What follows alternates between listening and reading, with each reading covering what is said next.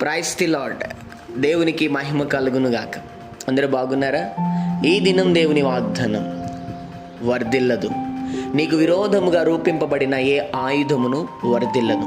యెషయా గ్రంథం 54వ అధ్యాయం 7వ వచనం గమనించండి.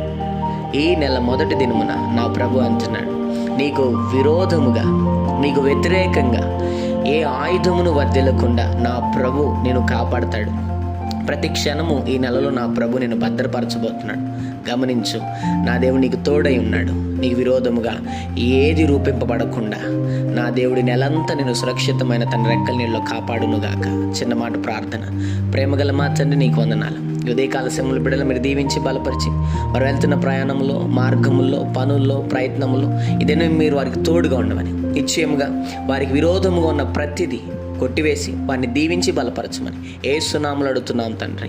ఆమేన్.